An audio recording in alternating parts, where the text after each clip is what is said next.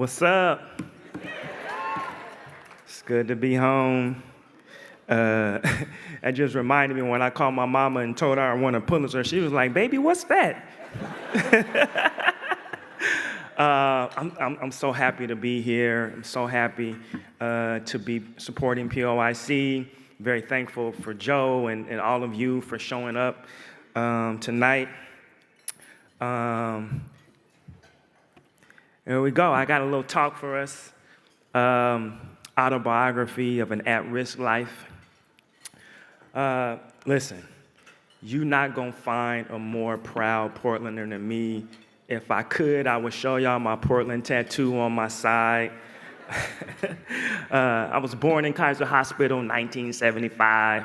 I attended a whole bunch of Portland public schools. Shout out to all the teachers. I hope y'all get y'all raise.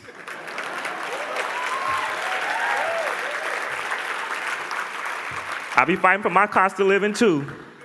I went to King, went to Fabian, went to Fernwood, went to Benson, graduated from Jefferson. Yeah.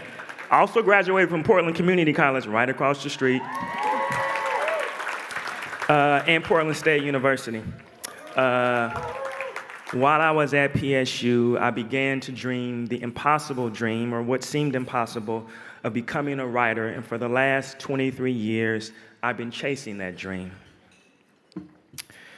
I want to show you some of the most proud moments in this kind of journey. One of them was this TED Talk, and it's not necessarily even for the TED Talk, but it's because I wore leather pants on the TED stage. You ain't seen that? Find it.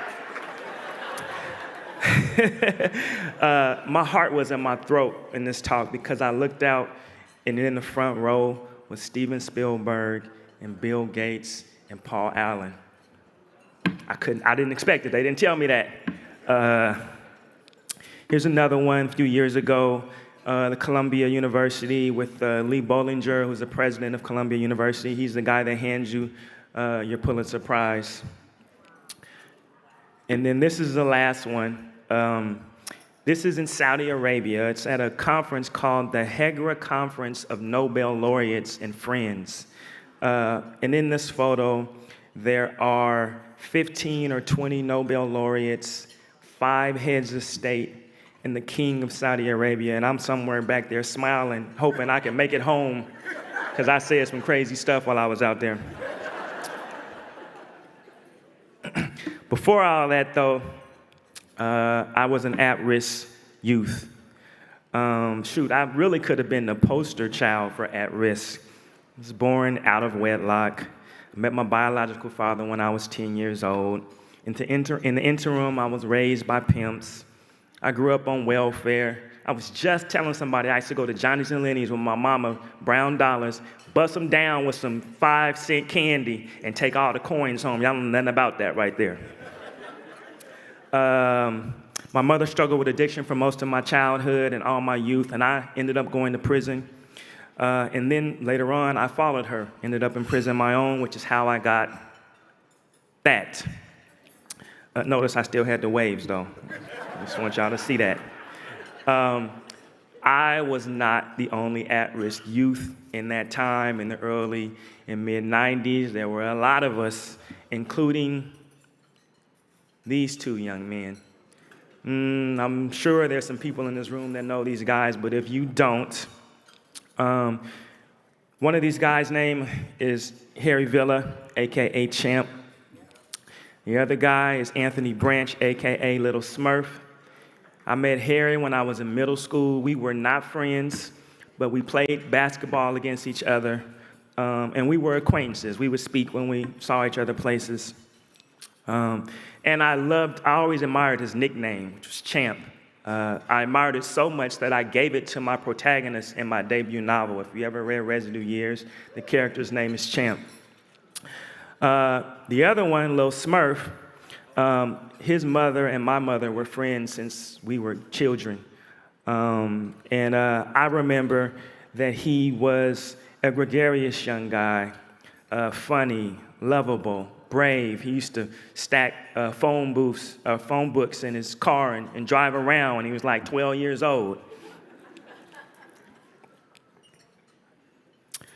Those guys, though, they never got a chance to receive the chance to rewrite their lives in the way that I did, which is to say, neither of them experienced the transformative possibilities of POC and Rosemary Anderson. Rewriting. Over the last 2 decades, I've learned a little bit about it. And one thing I've learned is that rewriting a life is not unlike rewriting for the page. Well, I'll spare you one of my long-ass lectures I give my students. I do want to discuss some important aspects of rewriting. Skills. I cannot tell you how many times someone has come up to me and said, man, I want to write my life story, man. Like, what should I do? Well, the first thing you should do is learn how to write. Go get you some skills.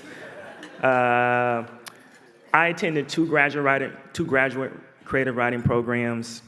I spent 13 years working on a book, and even now, every time I have an opportunity to see someone talking about writing, to attend a workshop myself, I go. Skills, something that POIC is offering now, whether it be tech skills or construction or that cooking program, right? The other thing one needs to rewrite is patience.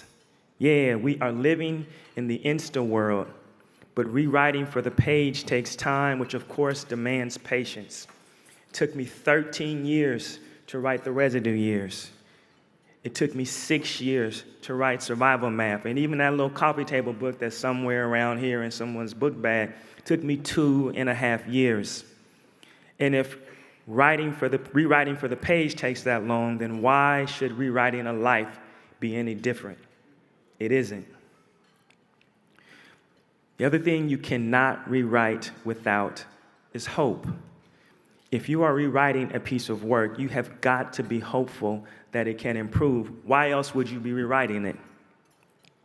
Every single time I set out to write something, it feels impossible. But there is also me holding fast to the glimmer that I can make it better. And that glimmer is always hope. Without doubt, POIC and Rosemary Anderson are fostering hope, not only in what the people that are part of their programs, but in the wider community, right? In the NEP and out in the numbers and on the east side and on the west side. They are equipping people to be their better selves. Don't get me to lie, it does not always work. This is a Oregonian headline, as you see, about Lil Smurf. And I last saw Little Smurf the day that I was sentenced to go to prison. I was in the courtroom. The judge gave me my time. The bailiffs came and got me. They took me on some elevator up above the courthouse, and then they had me in a holding tank. But while I was walking towards the holding tank, it was a voice inside, and I don't know if no one remembers this voice, but Anthony had the highest, most distinctive voice. And he was like, cousin, I heard you was coming. And I was like, well, yeah, man, I'm here. But I thought he was dead. They had made up a rumor that he was dead. So we talked a little bit in that cell, and I was like, man, what are you doing? He's like, man, I think they're about to give me bail, and if they do, I'm out of here. I'm gone. I said, okay. The day that I got sentenced was June 13th, Friday, 1997. They took me out of the courtroom. I didn't see Anthony anymore. Anthony did get out a few months later, and by October, he was dead. He got shot and killed.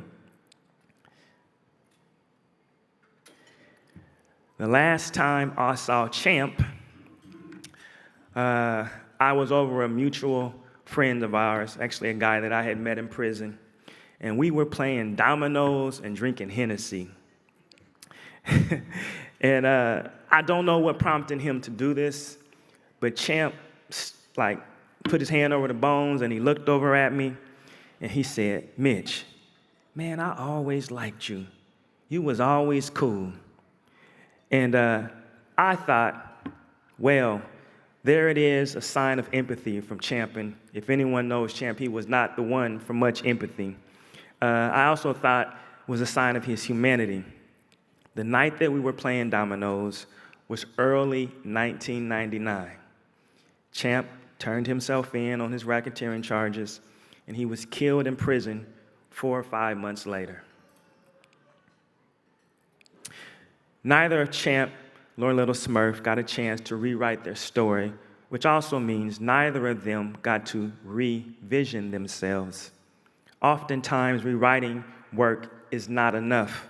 Oftentimes, we need to revision it. I've said this before, but I will repeat it. What's revision?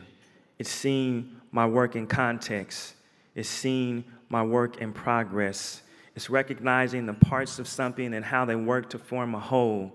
Revision is seeing what could and should and shouldn't be there and conceiving of ways to make it so.